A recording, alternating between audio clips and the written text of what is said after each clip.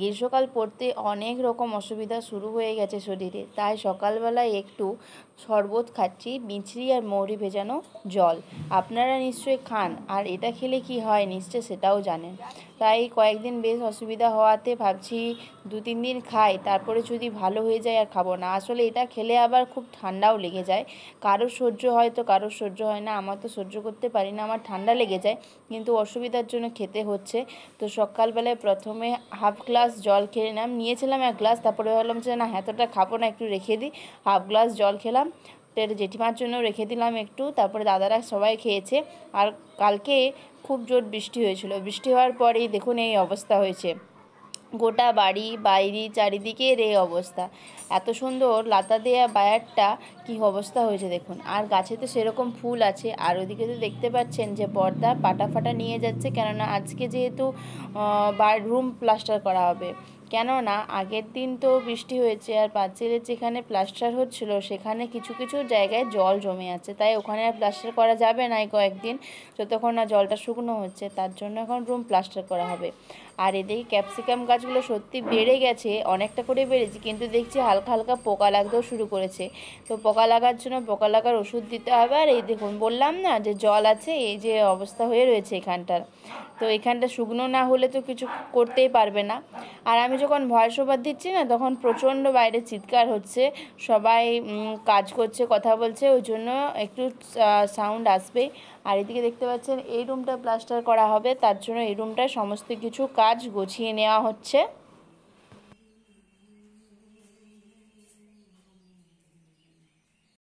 আর এদিকে ঘরের অবস্থা তো দেখে বুঝতেই পারছেন, এখনও সকাল থেকে ঘুম থেকে ওঠা হয়েছে, চাটা খাওয়া হয়নি। তো এদিকে বিছানাপত্রগুলো গুছিয়ে নিয়ে একটু বই পড়তে বসতে হবে, বই পড়ার জন্য বিছানাগুলো একটু গুছিয়ে নিলাম। তাছাড়া অবস্থা তো খুব খারাপ হয়েই আছে ঘরের।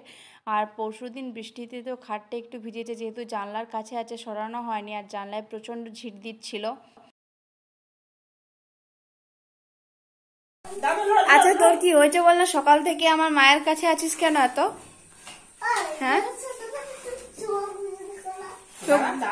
চার থাকতে থাকতে চোখ বন্ধ করবে কি করে?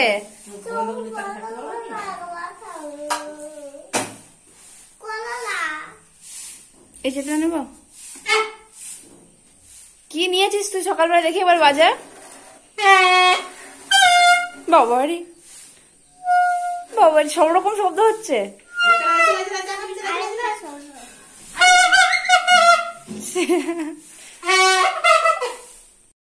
দাদু ভাই, দিদি ভাই, কেমন আছো? অনেকদিন খবর নেওয়া হয়নি, আবার এটা তো খবর নিল নি যে বুড়া ঠাকুমাটা কেমন আছে। না, প্রতিদিন খবর নেই, তুমি তো থাকো নি। হ্যাঁ, আমি থাকিনি। তাহলে এবারে বাপের বাড়ি গেছিলাম, তারপরে থেকে পরশুদিন এসেছি, এসে যে ঠাকুরের বাসন মাজছি। ভাই কেমন আছো বলবে। সবাই বলছে তুমি আগে থেকে অনেকটা রোগা হয়ে গেছো। হ্যাঁ, তা তোমার বয়সটা বাড়ছে না কমছে? আমার বয়স এই তো কমছে, ধীরে ধীরে কমে যাচ্ছে। হ্যাঁ, বয়সটা বাড়ে কি কমেই যায়। আসলে ঠাকুমা আগের মতো আর এই নেই, খাওয়া দাওয়া একটু কমে গেছে বয়সের সাথে সাথে। খাবে নি, যাই খাবে তাই সহ্য করতে পারছে না, গ্যাস হয়ে যাচ্ছে, ওই জন্য শরীরটা এরকম হয়ে গেছে। একেবারে রান্নাবান্নায় চলে এসেছি। রান্নাবান্না বলতে আজকে হচ্ছে, দেখতেই পাচ্ছেন, সবার প্রিয় এই সময়ে। আর আমাদের বাড়ির তো সবারই খুব ভালো লাগে, আমি অবশ্য একটুকুনি কম করে, কেননা তিতাটা প্রচণ্ড তিতা লাগে, কিন্তু আমাদের বাড়ির প্রত্যেকে খায়। আর বাড়ির প্রত্যেকে কেমন করে খায় জানেন? এভাবে বেটে, পুরো এটাকে পিনো করে বেটে, তার সাথে নুন আর লঙ্কা গুঁড়ো দিয়ে, একটু অল্প তেল দিয়ে কড়াইতে বেশ মাখা মাখা হয়ে গেলে নামিয়ে নেবে দেবে। তারপরে এটা খেতে কিন্তু সত্যিই ভালো লাগে, এর একটা যে গন্ধ থাকে, গন্ধটাও ভালো লাগে। বাবা সকালবেলায় গিয়েছিল জঙ্গল ওই 7টার দিক করে, আর এখন বাজছে প্রায় 12টা। তো এই সময় এসেছে জঙ্গল থেকে, আমাদের কাঠ তো প্রায় শেষ হয়ে গেছিলো, তাই কাঠ আনতে গিয়েছিলো। আর এখন তো একটু যেমন হোক ঝড় বৃষ্টি দিচ্ছে, তো 2-1টা কাঠ হয়তো পড়বে, শুকনো আরে কাঠ। আর এদিকে দেখতে পাচ্ছেন আমি আবার রান্না করতে বসে গেছি। রান্না সরঞ্জাম দেখে নিশ্চয়ই বুঝতে পারছেন যে কি হচ্ছে বাড়িতে। আলু ভাজছি, মোটা মোটা করে কাটা আলু, আর পেঁয়াজ টেয়াজ সব কোচানো আছে, কাঁচা লঙ্কা দিয়ে দিলাম, পেঁয়াজ কুচি। আজকে হচ্ছে চিকেন, অনেক দিন পরই আমাদের বাড়িতে চিকেনটা হচ্ছে। পেঁয়াজ কুচিটা বেশ ভালো করে ভেজে কেটে নেব। আর প্রতিবার চিকেনটা তো আপনাদেরকে বলেইছি যে আমাকেই রান্না করতে হয়, তাই আজকেও তাড়াহুড়ো করে রান্নাটা করে নিচ্ছি, কেননা ভাইয়ের আবার 2:30টার সময় টিউশনি আছে, প্রায় 2টো বেজে গেছে, তো খেয়ে দিয়ে যাবে। তাই এটা তাড়াতাড়ি রান্না করে নিই, তারপর আবার আপনাদের সাথে কথা বলছি।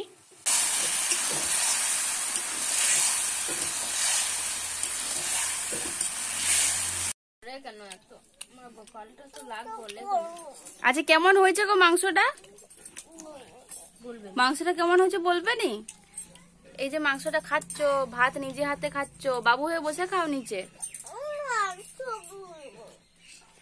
যে মাংস দিয়েছি, ভালো ভালো মাংস দিয়েছি। কচকচি আজকে আনেই নি তো, দোকান থেকে কি দেবো তোমাকে?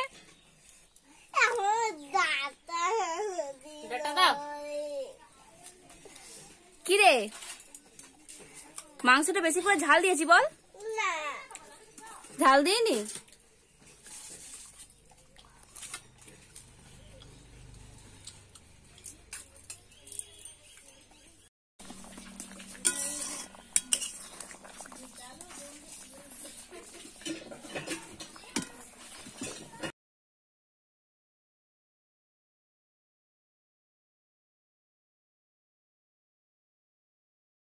আজকের ভিডিওটা বুঝতে পারছি অনেকটাই ছোট হয়ে গেছে, তো আজকের ভিডিওটা এখানেই শেষ করলাম। কাল আবার একটা নতুন ভিডিও নিয়ে আসবো। Thanks for watching.